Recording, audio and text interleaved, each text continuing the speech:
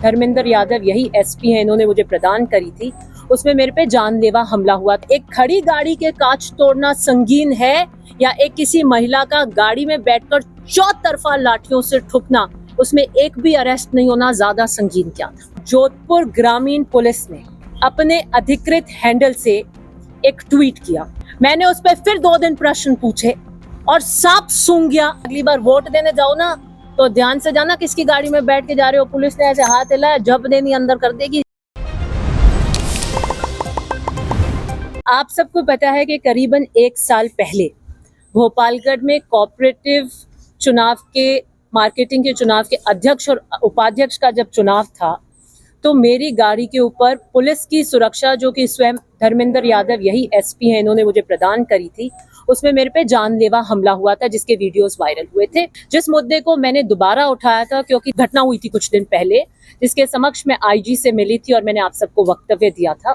उसमें एक खड़ी गाड़ी के फॉर्च्यूनर के कांच तोड़े जाते हैं और 4 एफआईआर होती हैं जिसमें रंगदारी, लूट और फिरौती जैसी संगीन आरोपों में दर्ज की जाती है। तो मेरा प्रश्न था कि उस वक्त भी एसपी आप थे, आज भी एसपी ऐसे हैं, कौन सी ज्यादा घटना संगीन है कि एक महिला विधायक, वो भी सत्ता की थी, हो सकता है विपक्ष में तो हो तो काम नहीं करें, गाड़ी में बैठी थी, मैंने सूचना दी थी कि मेरे ऊपर जानलेवा हमला होगा। एक व्यक्ति है मनीष खदाब जिनका विड्रॉल कराना है, 2 सड़कें बंद हो चुकी हैं, 20-20 गाड़ियां खड़ी हैं, मुझे इनपुट है, मुझे पूरी उसके अंदर पूरी रपट रोज नामचा वगैरह डले हुए हैं, पूरा मुझे आगे पीछे सुरक्षा दी जाती है।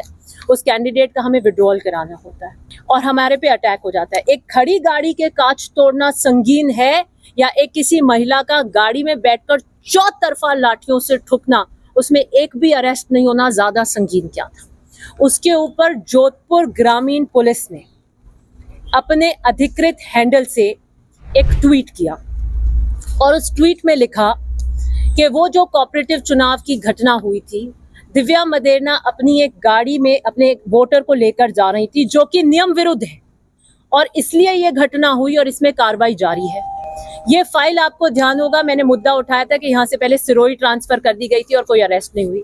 जब जोधपुर ग्रामीण का अधिकृत हैंडल ये कहता है कार्रवाई जारी है तो इसका मतलब उनके अधीन है।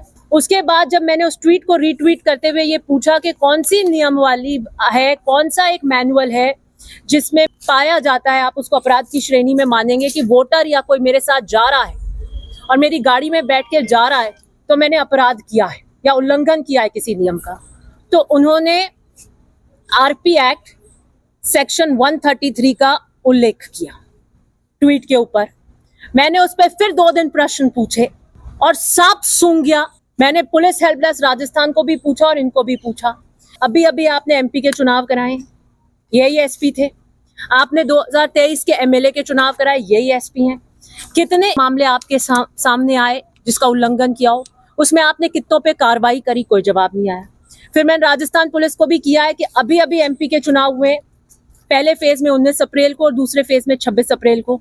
133 के नियम के किसी की गाड़ी में अगर वोटर बैठकर जा रहा है तो वो नियम विरुद्ध है। ऐसे कितने मामले पूरे राजस्थान में आए हैं। क्योंकि ये मामला मेरे पे आया है, मैं एक जनप्रतिनिधि हूँ, एक प्रश्न चिन्ह आम व्यक्ति में आ गया कि भैया हम किसकी गाड़ी में बैठ के जाएं।